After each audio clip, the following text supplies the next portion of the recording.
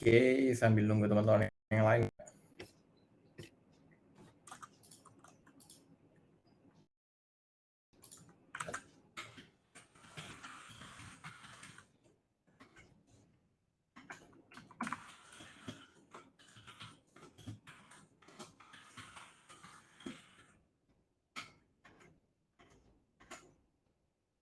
Halo malam, halo. Bentar ya, sambil tunggu yang lain dulu. Bentar. Kita sambil tunggu teman-teman yang lain. Bentar ya. Saya sambil bersih-bersih dulu mungkin. Oke, malam teman-teman. Bentar ya. Kita sambil tunggu teman-teman yang lain. Jadi izinkan saya bersih-bersih kamar ya.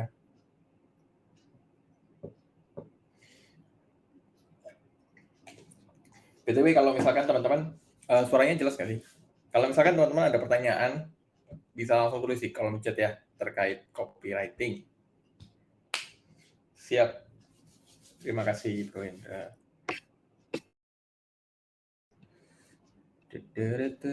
Sebentar, kita tunggu mungkin 5 menit ya, 20.05 kita mulai ya teman-teman. Hari ini kita ingin bahas sesuatu yang nggak teknis teman-teman kayak biasanya kan teknis ya. Hari ini kita lebih bahas ke mindset mungkin teman-teman ya. Yang saya pelajari dari buku Influence dan saya percaya ini akan membantu teman-teman untuk membuat copywriting yang persuasif. Karena sumbernya saya dapatkan berdasarkan penelitian selama 35 tahun, teman-teman ya. Wah, ini 35 tahun. Oh, bentar, kok kelihatan ya? Oh, saya kurang kesini. Ini apa nih? Kuning-kuning ini apa sih? Oh, bantal. Oke, kita mulai 20.05 ya. Sambil mungkin teman-teman bisa absen dulu dari mana aja nih. Saya kan nggak kenal ya. Kenal nih teman-teman di kelas copywriting dari mana aja. Absen dulu dong, boleh dari mana aja. Saya dulu ya, saya Andreas, teman-teman dari Surabaya ya. Jadi ya, kalau menurut kata pepatah, tak kenal maka tak sayang teman-teman ya. Walaupun itu klasik, tapi memang betul banget. Dari Depok ada Kak Sulfiana. Halo, salam kenal dari Depok. Saya belum pernah ke Depok ya. Mungkin suatu hari nanti. Kalau saya dari Surabaya, teman-teman. Oke. Sambil kita menunggu, mungkin 1 menit lagi teman-teman kita akan mulai ya. Dan ini akan saya record, jadi kalau misalkan teman-teman nanti ada kesibukan lain mau live, nggak apa-apa, nanti bisa lihat recordnya ya.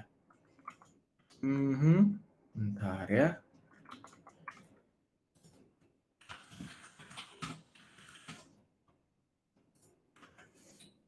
Oke, dari Bandung. Wah, luar biasa. Saya juga pernah ke Bandung nih.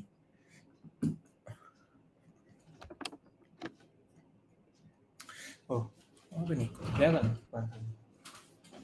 Oke, cukup sudah 5 menit saya nggak jelas kayak gini ya. Jadi, selamat malam teman-teman. Selamat datang di live class copywriting, live class rutin yang mana kita akan live class rutin selama 1 bulan 2 kali ya teman-teman ya. Minggu ketiga dan minggu keempat. Jadi, kalau teman-teman ada waktu senggang ya, hari Rabu minggu ketiga atau minggu keempat, boleh banget ikutan ya. Tapi kalau nggak ada, teman-teman bisa nonton rekamannya ya. Jadi live class ini isinya apa sih? Live class ini isinya adalah kita bisa saling tanya jawab teman-teman. Jadi saling diskusi, saling tanya jawab terkait tentang copywriting ya. Jadi nggak hanya teman-teman belajar di modul member area, tapi teman-teman juga akan belajar di live class seperti ini. Jadi lebih interaktif gitu ya. Terus di akhir sesi itu juga ada sesi networking teman-teman. Jadi ini nanti kalau misalkan kita sudah itu kayak breakout room-nya Zoom ya teman-teman ya. Jadi kalau misalkan teman-teman pernah ikut Zoom terus ada breakout room jadi kayak dipecah-pecah kecil gitu. Nah, nanti seperti itu kira-kira. Jadi kalau via YouTube itu kan kemarin feedback dari teman-teman satu arah gitu kan yang nggak enak ya. Akhirnya ya kita pakai tools ini. Jadi nanti bisa dua arah ya. Dan hari ini kita akan bahas satu topik yang menarik teman-teman yang saya kutip dari bukunya dari sini ya. Ini bukunya. Mungkin teman-teman sudah pernah baca, bisa tulis di kolom chat ya. Mungkin di sini kebalik ya. Ini Influence ya. Penulisnya Robert Cialdini. Wah, belum pernah baca Kak Indra. Oke. Tapi ini bahasa Inggris ya. Cuman nggak apa-apa, nanti saya bantu ini apa? Simpelkan buat teman-teman ya. Belum pernah baca teman-teman atau sudah pernah bisa tulis di kolom chat ya. Gak tahu beli di mana. Beli sekarang di marketplace banyak. Iya, di Batam mungkin susah ya. Tapi di marketplace banyak ya. Oke, jadi isi buku ini apa? Jadi buku kali ini kita ingin bahas sesuatu yang non teknis, teman-teman ya, terkait bukan hanya copywriting yang teknis saja tentang penulisan, tapi kita ingin bahas satu topik yang jarang dibahas orang, yaitu tentang psikologinya, teman-teman. Karena kita tahu sendiri copywriting kan tujuannya untuk memersuasi orang kan, dan kita tahu sendiri bahwa kita berhubungan dengan manusia gitu kan. Jadi kita nggak hanya belajar tentang skill penulisan, terus teknik-teknik copywriting, terus formula-formula copywriting, kata-kata contekan, kita juga harus belajar manusia itu sendiri yang dinamakan psikologi.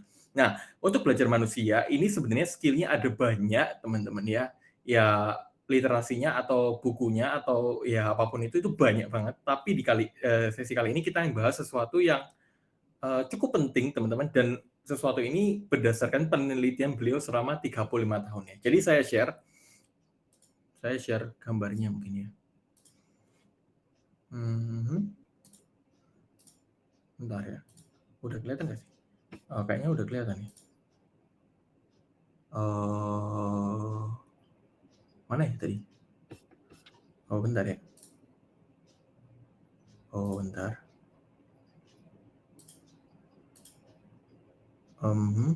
Bentar. Aku bukain ini dulu deh. Mana sih tadi? Bentar ya, teman-teman ya.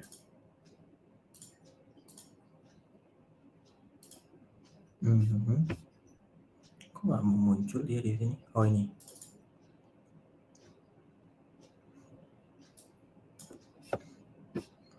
Oke. Udah kelihatan nggak sih? Layarku kelihatan nggak, teman-teman?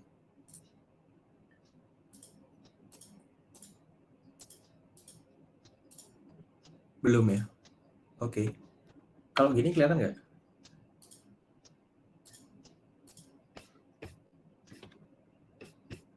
Ini kelihatan nggak sih? Kelihatan gambarnya ini nggak, teman-teman? Sementara aku nggak ada dua layar ya, jadi nggak tahu ya. Oh, kelihatan kamu toh. Oh, bentar ya. Kenapa ini nggak mau ya? Oke, bentar ya. Mohon maaf kendala teknis, teman-teman. Oh, bentar. Aku bukain dari gambar aja. Bentar ya. Sorry.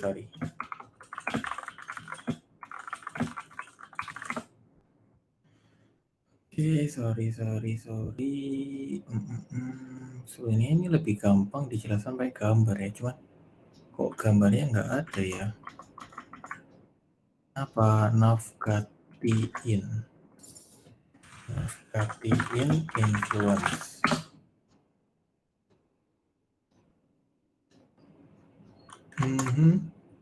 www.navgati.in. Bentar ya, sorry. www.navgati.in influence rocket team.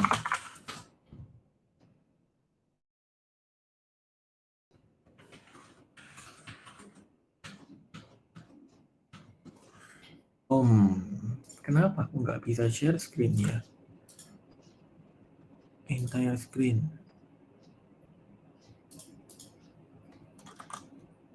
Oke.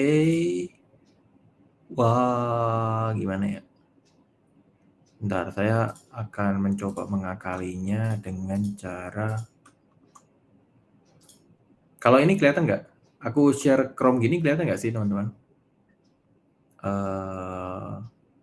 Apakah kelihatan kalau share Chrome seperti ini? Belum. Wah, kenapa ya? Wah, nyantol nih. Bentar. Aku nggak bisa. Sebentar, saya akan mencari akal. Sabar ya. Ya, gitulah ya. Jadi aku jelaskan ini aja lah ya secara lisan ya, karena mohon maaf nggak bisa teman-teman. Cuma share gambar aja sih. Jadi di buku ini itu menjelaskan ada 6 prinsip persuasi teman-teman yang bisa kamu aplikasikan langsung. Kalau restart takutnya nanti nggak bisa balik lagi, jadi harus record dari awal. Ya nggak apa-apa lah ya.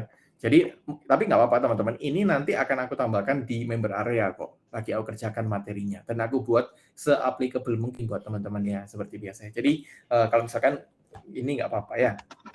Oke, jadi di buku ini teman-teman, itu kita hari ini bahasnya non teknis ya teman-teman. Jadi di buku ini itu ada dijelaskan ada 6 prinsip yang bisa mempersuasi orang lain. Ya, dan kita tahu prinsip itu kan sesuatu yang nggak bisa diubah ya, yang mana ya itu prinsip gitu kan. Dan buku ini itu ditulis berdasarkan pengetahuan beliau, pengalaman dan risetnya selama lebih dari 35 tahun ya. Jadi kalau teman-teman masih meragukan, ya itu kan menurut beliau ya, ini 35 tahun teman-teman. Jadi ya bukan main-main ya. Jadi ada 6 prinsip teman-teman yang bisa mempengaruhi orang lain. Yang pertama, namanya reciprocity. Jadi teman-teman mungkin sering dengar ada orang itu bilang sharing dulu, selling kemudian ya. Jadi berikan value dulu ya, terus baru jualan kemudian. Dan itu benar. Jadi coba teman-teman bayangkan kalau misalkan teman-teman nih dapat ini mungkin ini ya teman-teman dapat kiriman kue ini atau jeruk nih, kan mau Imlek gitu ya. Kiriman jeruk nih dari tetangga nih. Apa respon teman-teman?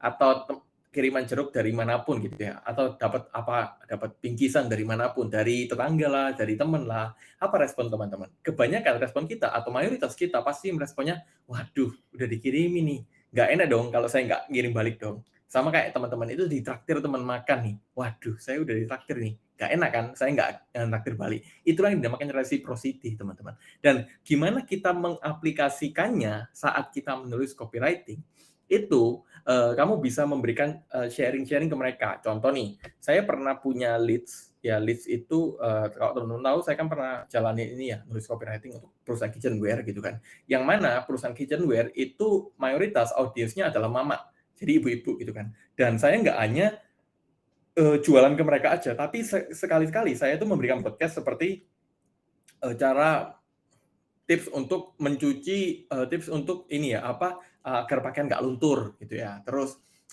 tips untuk agar mangkoknya itu warnanya lebih awet, jadi nggak bula gitu kan. Kalau teman-teman, pernah tahu barang keramik atau jualan barang keramik itu kendalanya itu kadang mangkoknya bula. Nah, bula itu warnanya kayak, jelek gitu teman-teman. Nah, itu ada cara mengakalinya. Jadi saya sering memberikan tips-tips seperti itu yang sama sekali nggak jualan. Tujuannya apa? Tujuannya saya tahu saat saya memberikan sesuatu, saat orang menerimanya dan mereka merasa kayak, wah ini menarik ini keren nih. Thank you banget ya Mas ya, udah memberikan hal seperti mereka merasa senang, mereka akan merasa sungkan dengan saya. Alhasil saat saya menjuali sesuatu ke mereka, saat saya suatu hari nanti jualan, itu lebih mudah dipersuasi dibandingkan saat teman-teman nggak memberikan sesuatu.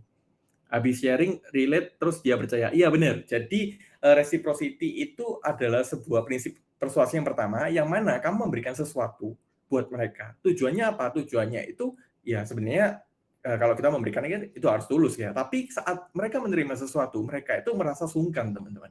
Dan mereka merasa kayak, waduh nggak enak nih. Kalau misalkan saya sudah menerima value dari orang ini, tapi saya nggak memberikan feedback apapun, itu namanya reciprocity ya. Jadi itu prinsip persuasi yang pertama. Prinsip persuasi yang kedua adalah liking atau kesukaan. Jadi kalau misalkan nih, teman-teman pernah nggak sih, ya saya percaya teman-teman pernah, ada dua toko nih misalkan teman-teman, di katakanlah marketplace gitu ya, atau customer service ya, atau secara offline pun nggak apa-apa. Yang pertama, ini jualan barang yang sama, tapi yang pertama itu CS-nya jutek. Gitu.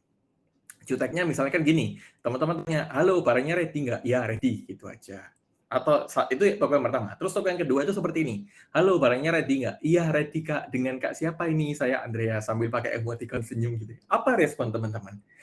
Kebanyakan kita ya namanya manusia gitu kan, seneng kan kalau misalkan kita di chat ramah gitu kan, terus orangnya ini menyenangkan. Kita itu lebih gampang dipersuasi kalau misalkan orangnya ini menyenangkan. Jadi saya punya quotes teman-teman yang sangat mengena kepada saya gitu ya dari salah satu mentor saya. Beliau itu bilang seperti ini, menjadi orang penting itu menyenangkan, tapi lebih penting menjadi orang yang menyenangkan. Karena saya baru ngerti quotes ini saat saya belajar buku ini. Jadi saat saya baca buku ini, saya baru ngerti, oh ternyata quotes ini tuh efeknya sebegitu rupa ya, teman-teman ya.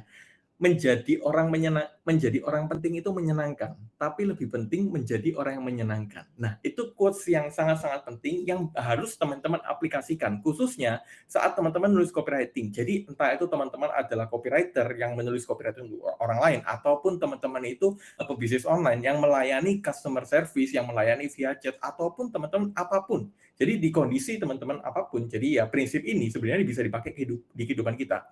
Saat kita menjadi orang yang menyenangkan teman-teman, kita itu lebih gampang, dapat ya kalau menurut saya itu lebih gampang dapat rezeki gitu ya. Entah itu, teman-teman dapat klien atau dapat project. Kenapa? Karena kita menyenangkan gitu kan, dan saat orang itu berhubungan dengan orang yang menyenangkan, itu mereka lebih mudah dipersuasi teman-teman ya. Jadi itu prinsip yang kedua ya. Yang pertama reciprocity, jadi, kamu memberikan value terlebih dahulu, jadi ya tujuannya itu ya untuk membuat orang sungkan ya, kasarannya seperti itu ya. Yang kedua itu kamu menjadi orang yang menyenangkan atau liking.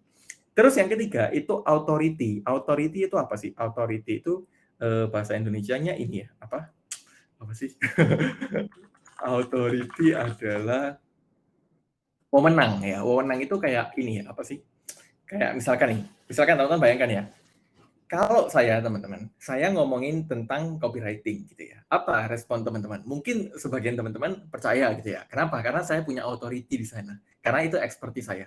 Tapi kalau misalkan saya ngajak teman-teman untuk pakai skincare misalkan, atau saya ngajari teman-teman tentang, apa ya, suplemen gitu misalkan, kesehatan, fitness, apa respon teman-teman? Mungkin respon teman-teman akan merasa, "Ya, masa iya sih orang ini ngerti tentang skincare," gitu kan. "Masa iya orang ini ngerti tentang kesehatan," gitu kan. Ya beda gitu kan, authority-nya beda. Beda kalau yang ngomong itu dokter ya.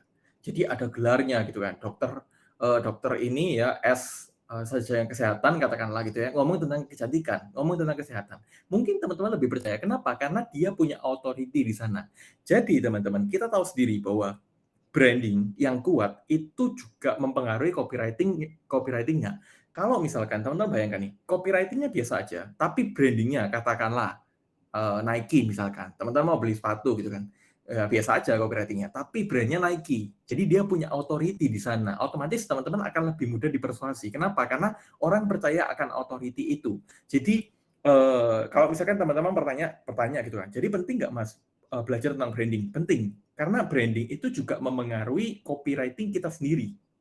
Jadi branding itu juga bisa memperkuat copywriting kita sendiri. Karena authority itu juga salah satu prinsip untuk mempersuasi orang lain, teman-teman. Jadi kalau misalkan teman-teman merasa kayak, kayak saya tuh udah belajar copywriting, traffic-nya udah ada, tapi kok susah gitu menyampaikan orang. Jangan-jangan karena branding kita belum kuat, entah itu personal branding atau business branding. Karena ya itu mempengaruhi juga, teman-teman. Jadi kalau misalkan walaupun kalau kita nggak bangun branding bisa nggak hit and run? Bisa, tapi dengan branding itu bisa lebih memperkuat, eee, apapun copywriting kita atau aspek apapun, teman-teman. Jadi itu yang ketiga ya. Jadi yang aku ulang lagi, yang pertama itu reciprocity. Jadi bagaimana kamu itu memberikan value kepada orang lain dan membuat mereka itu nyaman dengan kamu dan membuat mereka itu merasa kayak, "Wah, saya dapat value nih, saya merasakan bermanfaat," gitu kan. Otomatis saya harus memberikan feedback ya. Yang kedua itu liking. Jadi gimana caranya kita menjadi menyenangkan buat orang lain, karena menjadi orang penting itu menyenangkan, tapi lebih penting menjadi orang yang menyenangkan. Jadi pastikan, kamu itu menjadi orang yang menyenangkan. Misalkan kalau ada yang chat kamu gitu kan, meskipun orangnya rewel gitu ya sabar aja gitu ya. Jadi orang yang menyenangkan ya. Tarik nafas ya, buang gitu ya, kalem aja ya, nggak apa-apa, yang penting kita jadi orang yang menyenangkan terlebih dahulu. Kenapa? Karena kita tahu sendiri, itu salah satu prinsip untuk mempersuasi orang lain. Yang ketiga adalah authority gitu ya, authority ya, branding gitu ya. Jadi ya saat kamu punya brand yang kuat gitu kan, itu, lebih gampang mempersuasi teman-teman. Bayangkan nih misalkan, kalau saya yang memotivasi kamu untuk jadi pengusaha sukses, mungkin kamu masih berpikir gitu ya. Tapi kalau Raffi Ahmad yang mempersuasi kamu, itu efeknya beda teman-teman. Walaupun skripnya sama, omongannya sama, tulisannya sama, itu efeknya beda. Kenapa? Karena dia punya authority yang kuat gitu kan. Jadi ya itu ya, authority yang ketiga ya. Yang keempat, scarcity. Jadi scarcity ini udah juga salah satu, ini ya materi di modul nonton, video yang mana ya? Yang follow up kalau saya nggak salah ya, atau closing gitu ya. Itu kita tahu sendiri bahwa dengan memberikan kelangkaan teman-teman, itu bisa membuat orang, ini ya, apa, orang itu bergegas untuk melakukan sesuatu. Misalkan, teman-teman kalau lihat brand-brand yang punya barang limited edition, wah ada Kak Everett ini, halo. Brand-brand yang limited edition seperti Itahel ya, sepatu Itahel ya, atau sepatu Kompas, atau apalagi ya, saya nggak tahu ya barang-barang ya limited edition. Kenapa barang-barang yang limited edition ini peminatnya banyak, teman-teman ya? Bahkan sampai rela-rela antri ya. Bahkan itu juga ada salah satu di modul kan. Saya nunjukin foto sepatu Kompas gitu kan antrinya. Kenapa? Karena lagi-lagi scarcity, teman-teman. Jadi saat kita memberikan sesuatu yang terbatas, orang itu merasa kayak, waduh, saya ini nggak mau ketinggalan gitu kan. Otomatis ya saya ingin, dan itu lebih gampang dipersuasi kan. Orang yang seperti itu, orang yang merasa kayak FOMO gitu ya, atau merasa mereka itu nggak pengen ketinggalan sesuatu, itu lebih gampang dipersuasi. Dan scarcity ini ada banyak jenisnya, teman-teman. Jadi kalau misalkan dalam pengaplikasiannya ya, saat menulis copywriting itu gimana? Biasanya itu seperti barang terbatas. Jadi, yuk klik link di bawah ini sebelum karena barang ini cuma sisa 50 piece saja, misalkan seperti itu ya. Atau yang kedua bisa seperti harga naik ya dipakai gitu kan ya. Khususnya kalau saya yang perhatikan ya di industri edukasi gitu kan, yang mana harga hari ini 99.000 ya, 7 hari lagi harga naik jadi harga akan naik gitu ya, jadi 200.000 misalkan seperti itu ya. Terus yang ketiga itu bisa seperti yang pertama stok terbatas, yang kedua ini ya apa, yang kedua harga naik, yang ketiga itu apa ya? Saya lupa ya. Stok terbatas, ada rekamannya nggak nanti? Iya ada. Ini ada aku rekam kok. Stok terbatas, harga naik, terus yang ketiga itu ini keterbatasan waktu gitu ya. Jadi kalau teman-teman lihat, kalau misalkan teman-teman yang paling sering dilakukan orang, ya teman-teman katakanlah kayak marketplace misalkan yang gampang Tokopedia gitu kan. Cara mereka biasanya copywriting-nya itu ataupun ya tempat lain gitu kan. Copywriting-nya itu biasanya mereka dikasih keterbatasan waktu gitu kan. Jadi misalkan 7 hari lagi misalkan promo diskon 50% khusus tanggal sekian sampai sekian gitu kan. Khusus akhir Januari aja, jadi khusus 3 hari lagi aja. Jadi ada keterbatasan waktu. Nah, dengan kita memberikan keterbatasan waktu, tujuannya apa? Yaitu untuk mendorong orang agar selalu segera melakukan tindakan tertentu. Tapi kalau style saya, teman-teman, saya nggak suka pakai style seperti itu ya. Jadi saya nggak suka memberikan style seperti besok harga naik ya, atau barangnya akan sisa sedikit gitu ya. Jadi barangnya cuma sisa berapa piece gitu ya. Atau apalagi diskonnya hanya berlaku sampai tanggal berapa. Itu saya nggak suka pakai style seperti itu. Kenapa? Karena saat kamu sudah, misalkan nih, saat kamu sudah ini ya, saat kamu sudah menunjukkan, misalkan tanggal 3 Februari harganya naik gitu kan, dan kamu menaikkan harganya, otomatis kamu kan nggak bisa melakukan itu lagi kan. Jadi ya udah harganya naik kan nggak mungkin kamu turunin lagi dong. Ya itu kecewa dong orang-orang yang pasti beli. Jadi ya kamu mau nggak mau ya harus naikkan lagi gitu kan, dan lama-lama tambah mahal gitu. Saya nggak suka pakai style seperti itu. Jadi kalau teman-teman jeli di kelas copywriting itu nggak ada scarcity-nya. Tapi scarcity-nya itu saya nggak menyebutkan tanggal. Jadi saya bilang seperti ini, harga akan naik sewaktu-waktu. Naiknya kapan? Nggak tahu. Dan nggak ada informasi lebih lanjut. Dan itu kan membentuk scarcity sendiri kan di pikiran orang lain kan. Jadi saat ada orang melihat bahwa harga akan naik sewaktu-waktu, jangan-jangan besok naik nih, atau jangan-jangan minggu depan udah naik nih, ya udah saya transfer sekarang aja gitu kan. Jadi saya nggak memberikan waktu tertentu, dan ya buat saya kelebihannya adalah saya nggak perlu ya, menurunkan lagi kalau misalkan harga udah naik. Jadi scarcity ini atau biasanya seperti ini teman-teman, kalau misalkan teman-teman untuk iklan gitu kan, contohnya seperti ini, eh, promo ini akan berakhir sewaktu-waktu gitu kan. Promo ini akan berakhir promo ini akan hilang kapanpun saya mau.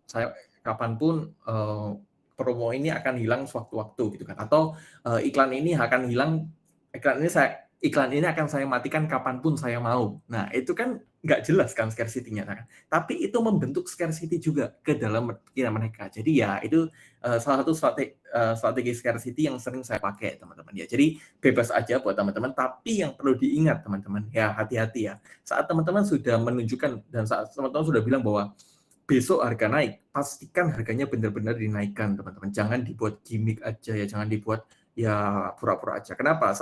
Karena saat orang sudah melihat bahwa besok harga naik, tapi besok harganya nggak naik, ya mereka kecewa teman-teman. Dan saat mereka sudah kecewa dengan brand kamu, itu susah gitu ya.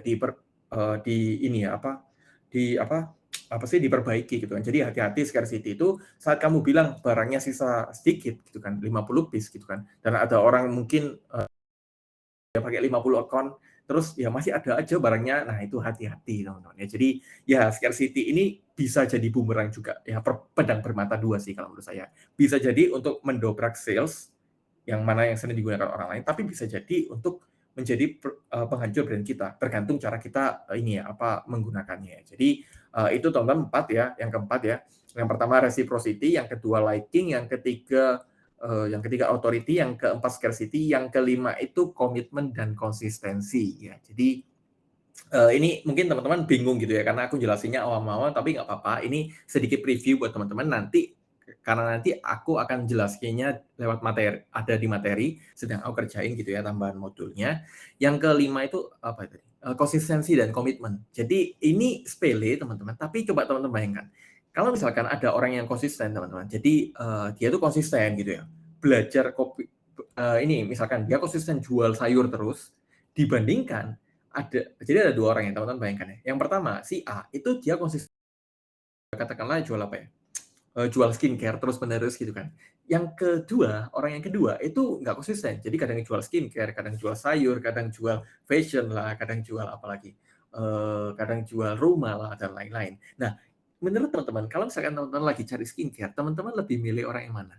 Jelas kita lebih milih orang yang si A. Kenapa? Karena dia konsisten. Dan saat dia konsisten, saat dia itu selalu ada di satu niche itu, kita itu lebih percaya dengan mereka teman-teman. Karena ya manusia itu kodratnya seperti itu gitu kan. Misalkan ada orang yang konsisten gitu kan. Contoh nih, saya dulu di multi level gitu ya. Ini saya sharing teman-teman. Saya konsisten gitu ya. Saat saya ajak teman saya nggak mau gitu ya. Nggak mau ya udah. 1 bulan saya masih di sana. 1 tahun saya masih di sana. 2 tahun saya masih di sana. 3 tahun saya masih di sana. Itu orang akan bertanya-tanya, loh kamu kok masih di sana? Ya emang ada apa di sana? Ya kan. Jadi konsistensi itu juga memengaruhi bisa mempersuasi teman-teman ya. Dan ini pengaplikasiannya gimana kalau misalkan untuk nulis copywriting itu agak tricky, mungkin nanti aku akan buat modulnya sendiri gitu ya, yang lebih apa sih, yang lebih mudah untuk dicapai. Ini adalah saat kamu konsisten di satu topik, teman-teman. Dan saat kamu itu kayak ya konsisten misalkan ya, contoh, kalau misalkan besok dikirim gitu kan, dan ya udah dikirim, dan itu kamu konsisten terus gitu kan, dan pelayanan juga kamu jaga terus, itu lebih gampang mempersuasi orang lain, teman-teman ya. Jadi itu prinsip yang kelima, konsistensi. Dan yang keenam, ini yang sering dipakai, ini ya, apa, social proof ya, atau kalau di gambar ini Conseus ya. Saya nggak tahu itu bahasa apa ya, tapi social proof atau bukti sosial, ini juga ada di modul, teman-teman bisa cek yang anatomi copywriting, itu aku juga sudah jelasin tentang social proof atau bukti sosial. Dan bukti sosial itu banyak ya. Jadi yang pertama bisa endorse. Jadi kalau misalkan ya pengaplikasinya dari copywriting gimana? Teman-teman bisa tulis misalkan Raffi Ahmad juga pakai produk ini kok, misalkan seperti itu ya. Jadi jangan bohong ya yang penting ya. Bisa dari endorse, social proof gitu ya, bukti sosial. Bisa dari testimoni. Jadi saat kamu memberikan testimoni, misalkan copywriting-nya eh, jangan jangan beli produk misalnya kata yang negatif gitu ya. Jangan beli produk ini sebelum kamu simak testimoni dari Ibu A. Misalkan seperti itu ya. Terus yang pertama endorse, yang kedua testimoni, yang ketiga itu jumlah user atau jumlah pengguna atau jumlah ini ya, apa, jumlah konsumen kamu, berapa banyak konsumen kamu. Ini yang paling saya gunakan. Jadi kalau teman-teman lihat, kalau saat saya promosi di media sosial itu saya selalu menekankan kalau member kelas copywriting itu ada 1.900-an lebih gitu sekarang ya, 1.902 gitu kan. Dan itu sengaja saya buat spesifik. Kenapa? Karena saat orang melihat bahwa wah banyak nih membernya ya, kayaknya bagus gitu kan. Walaupun saya nggak tahu bagus atau enggak ya, tapi berdasarkan feedback teman-teman bagus ya, puji Tuhan gitu ya. Nah kayaknya bagus nih. Nah saat orang melihat bahwa angkanya banyak, itu mereka akan mengasumsikan sendiri bahwa kayaknya bagus gitu ya. Contoh lagi saat paling gampang sih saat teman-teman lihat di market, teman-teman lihat review lah, katakanlah marketplace atau ini apa, aplikasi ini apa, Grab ya, Grab atau GoFood ya. Saat teman-teman lihat reviewnya bintang 5 ya, atau bintangnya ya 4,8 lah, otomatis apa respon teman-teman? Teman-teman akan merasa bahwa, wah ini kayaknya enak nih, ini kayaknya produknya bagus deh, reviewnya juga bagus deh. Itulah yang dimaksud social proof. Jadi pastikan kamu juga menambahkan itu dalam copywriting-mu. Kenapa? Karena itu juga mempengaruhi teman-teman, dan itu prinsip persuasi. Contoh lagi, bagus Mas, update terus tanpa biaya tambahan. Siap, memang itu tujuan saya gitu ya.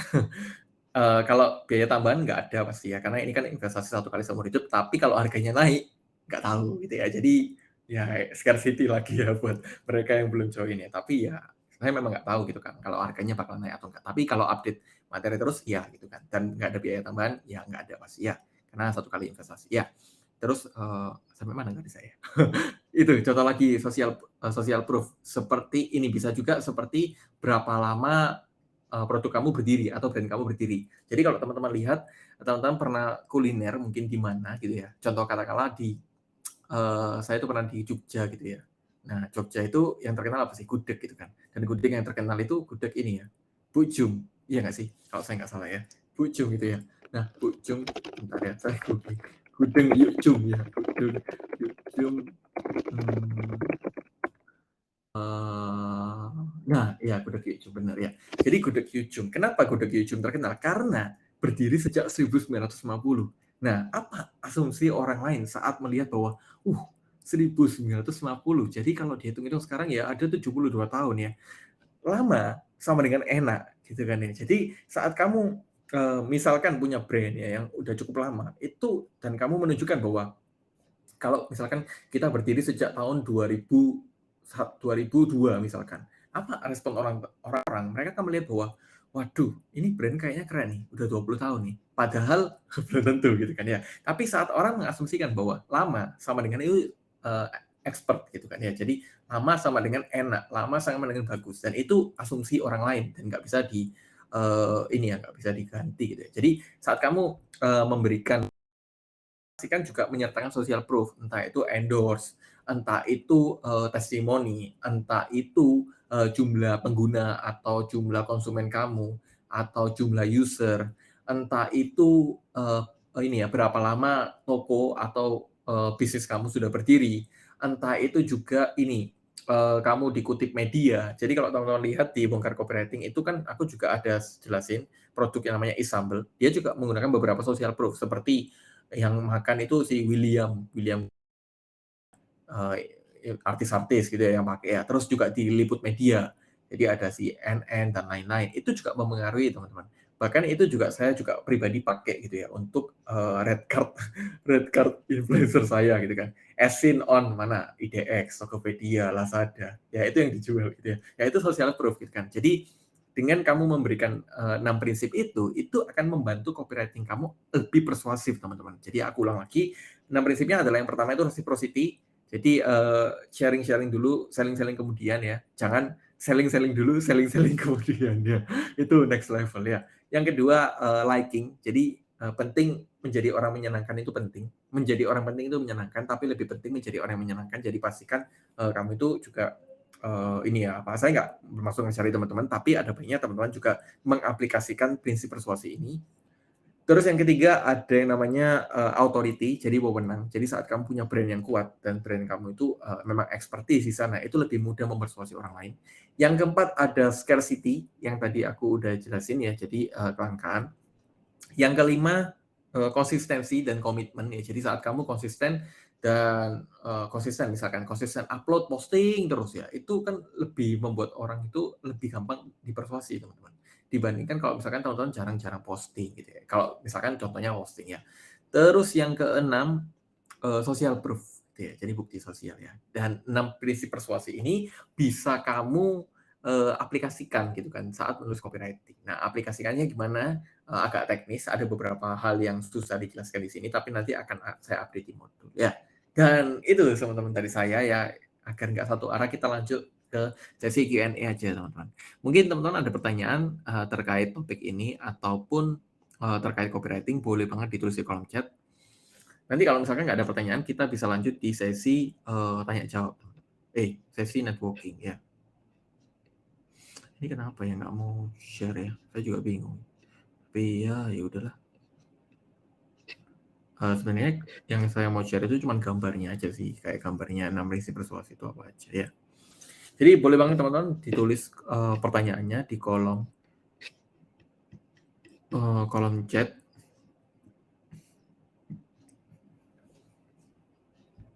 Kenapa nggak bisa login ya? Tulisannya gimana ya? Bentar ya, saya sambil jawabin teman-teman di Telegram.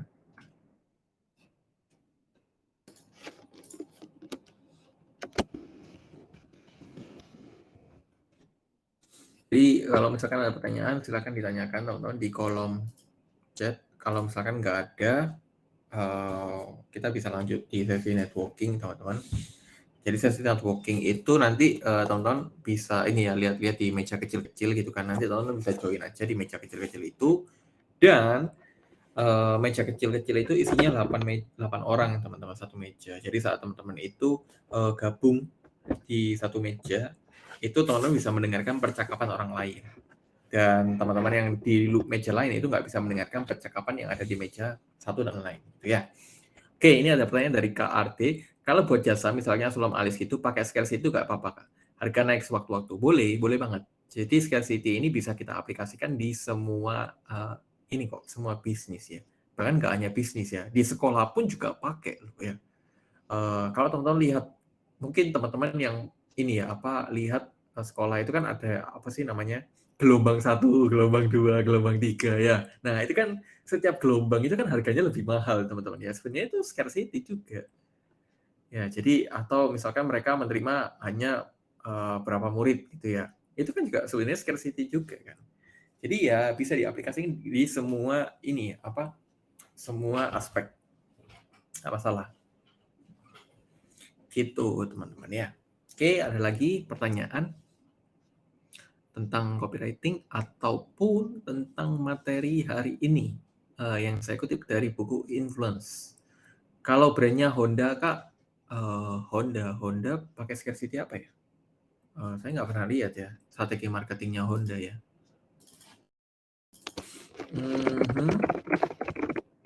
Mungkin teman-teman yang pernah lihat bisa tulis di kolom ini ya, kolom chat ya. Saya nggak pernah lihat marketingnya Honda. Biasanya sih ini ya, apa sih? Mungkin produknya terbatas. Oh, nggak ada ya. Honda punya produk nggak terbatas ya, produksi terus ya. Ini mungkin mau warnanya terbatas mungkin ada nggak sih? Saya juga nggak tahu kalau tentang otomotif ya.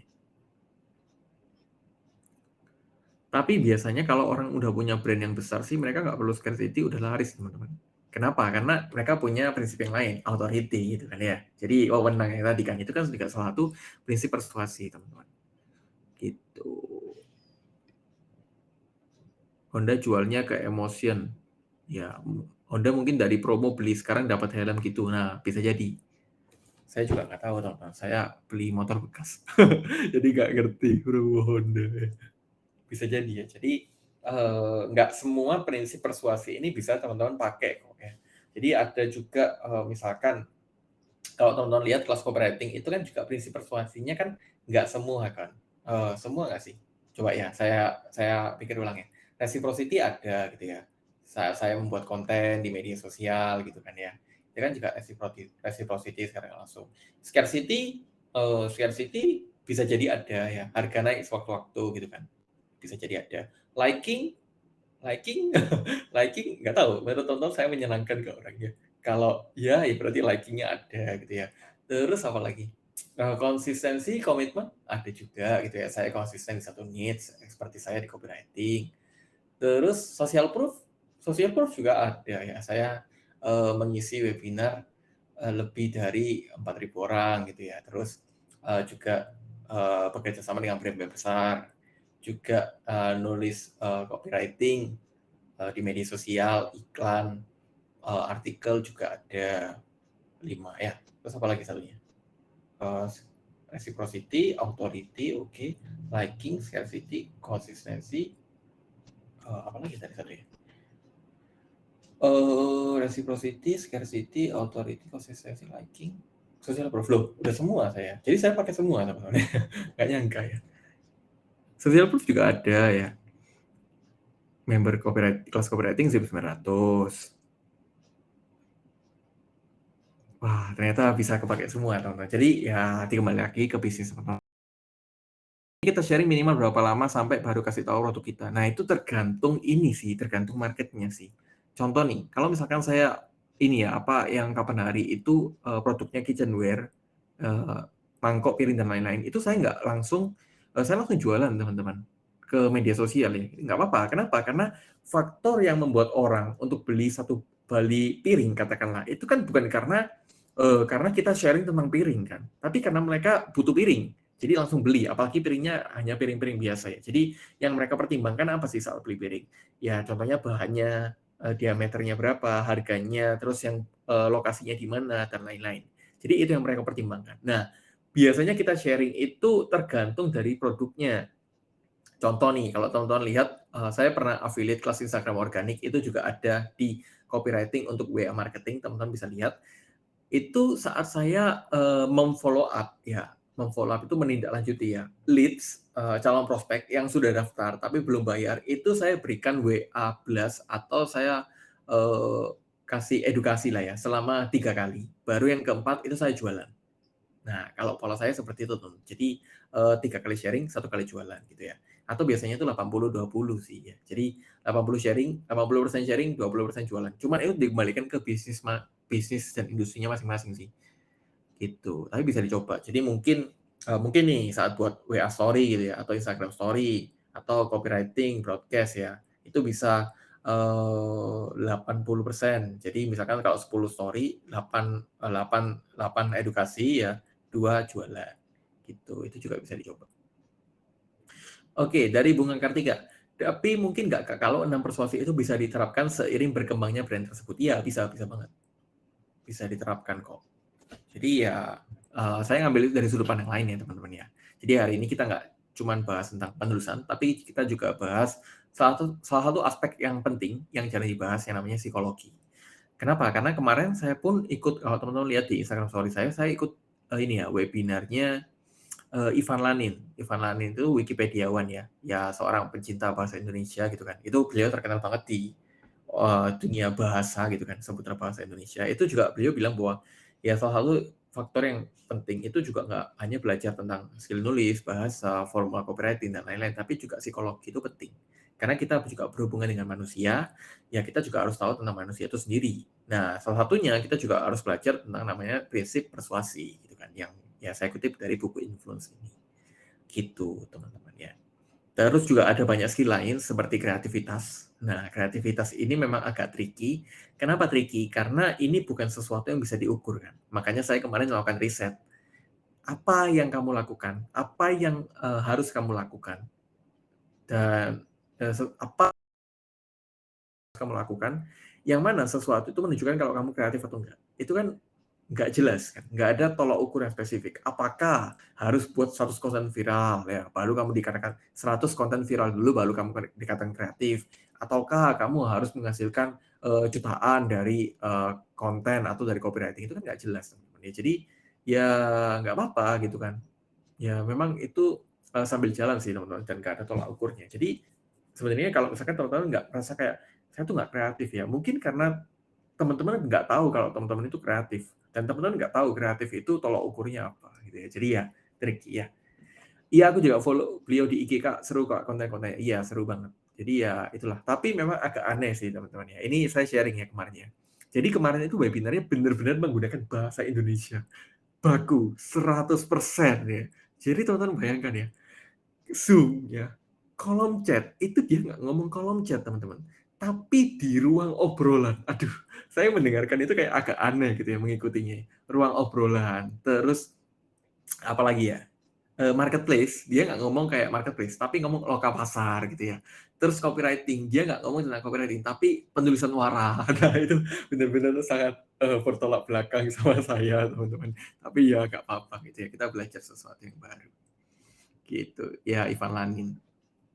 Ya coba di-follow, itu beliau sering sharing tentang bahasa Indonesia. Gitu. Cuman kemarin yang aku perhatikan, agak kurang sih ditonjolkan webinarnya ya, agak kurang ditonjolkan ke copywriting-nya, lebih ke bahasanya, gitu. Oke, ada pertanyaan lagi teman-teman?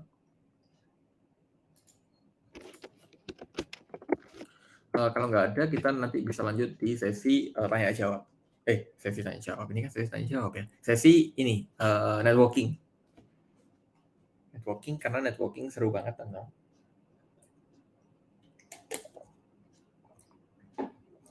Oke, kalau misalkan nggak ada, thank you teman-teman, kita bisa lanjut di sesi networking. Jadi di sana teman-teman bebas mau gabung di meja manapun gitu kan, dan di sana kita bisa ngobrol-ngobrol satu sama lain teman-teman terkait ini apapun itu. Jadi harapannya member copywriting, kelas copywriting kan lumayan gitu ya, ada 1.900 ya. Dan walaupun semua nggak aktif, tapi setidaknya teman-teman bisa networking atau satu sama lain ya. Oke, saya kembalikan ke room networking teman-teman dan sampai jumpa di sana.